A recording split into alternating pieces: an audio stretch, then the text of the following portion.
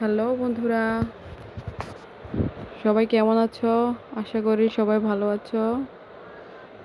তো আজকে একটি নতুন রেসিপি নিয়ে তোমাদের মধ্যে চলে আসলাম। আজকে আমি রান্না করতেছি গুড়া মাছ। এখানে আমি হাফ কিলো গুড়া মাছ নিয়েছি।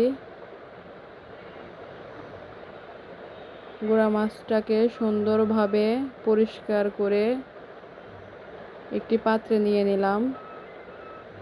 এবার দিয়ে দিলাম পেঁয়াজ কুচি, আর এরপর দিয়ে দিলাম হলুদ গুঁড়া, দিয়ে দিলাম মরিচের গুঁড়া। এবার দিয়ে দিচ্ছি পরিমাণ মতো তেল। এখানে আমি সরিষার তেলটা ব্যবহার করছি, তোমরা সাদা তেলটাও ব্যবহার করতে পারো। দিয়ে দিলাম কয়েকটা কাঁচামরিচ কাটা। এরপর এটাকে আমি হাতে সুন্দরভাবে মাখিয়ে নিতেছি।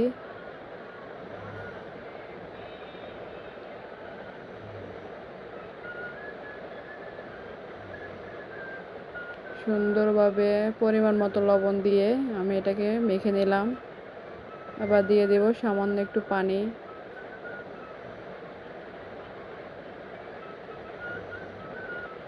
গুঁড়া মাছে বেশি পানি দিলে মাছটা ভালো লাগে না, তোমরা পরিমাণ মতো দিবা। দেখতেই পাচ্ছ আমি কতটুকু পানি ব্যবহার করছি। এবার আমি এটাকে বসিয়ে দিলাম চুলাতে।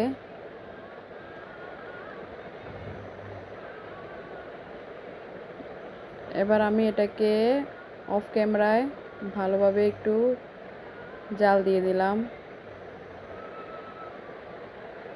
এই পর্যায়ে আমি দিয়ে দিতেছি, আমাদের এলাকাতে এটাকে বলে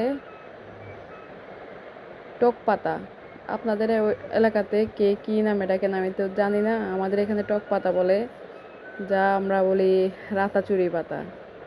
আপনারা কী নামে ডাকেন এটা তো আমি জানি না। তো গুঁড়া মাছের সাথে এই পাতাটাকে দিলে অনেক ভালো লাগে। রাতাচুরি পাতা দিয়ে গুঁড়া মাছ দিয়ে পাকাইলে অনেক মজা। এর স্বাদটাকে আরও দ্বিগুণ বাড়িয়ে দেয় এই পাতাটা। তো এখানে আমি টমেটো ইউজ করি নাই। এখানে আমি যেহেতু এই পাতাটা ব্যবহার করব, সেজন্য আমি টমেটোটা দিই নাই।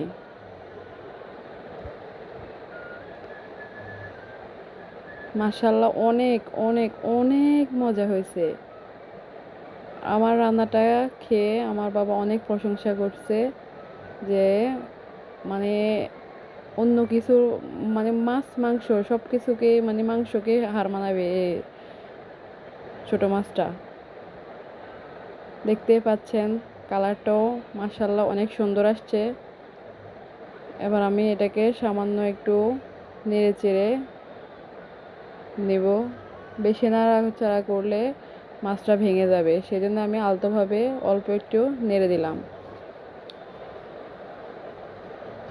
এই পর্যায়ে দেখতে পাচ্ছেন আমার রান্নাটা প্রায় হয়ে আসছে। তো বন্ধুরা, আমার ভিডিওগুলো আপনাদের কাছে কেমন লাগে প্লিজ কমেন্টে জানাবেন। আপনাদের থেকে উৎসাহ পেলে নতুন নতুন ভিডিও নিয়ে হাজির হব। প্লিজ সাবস্ক্রাইব করবেন, আর ভিডিওটা প্লিজ প্লিজ প্লিজ পুরো ভিডিওটা দেখবেন। লাইক, কমেন্ট এবং সাবস্ক্রাইব করতে ভুলবেন না। তো দেখতেই পাচ্ছেন আমার রান্নাটা হয়ে আসছে।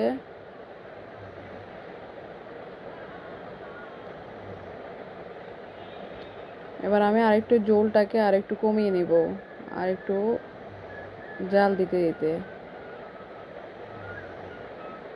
গুঁড়া মাছের ঝোল বেশি রাখলে আমার কাছে তেমন একটা ভালো লাগে না। এবার আমি দিয়ে দেব, আমার কাছে ওই দেশি ধনিয়া পাতাটা নাই, সেজন্য আমি আমাদের চাষের থেকে যেটাকে বিলেতি ধনিয়া পাতা বলে ওইটা ইউজ করতেছি। এখানে দিয়ে দিতেছি, আমি ধনিয়া পাতাটা দিয়ে দিলাম। দেখতে পাচ্ছেন মাশাআল্লাহ অনেক সুন্দর হয়ে আসছে। আর ঝোলটাও দেখেন কমে গেছে ঝোলটা। এ পর্যায়ে আর একটু রান্না করে নামিয়ে ফেলবো। ওকে, আল্লাহ হাফেজ।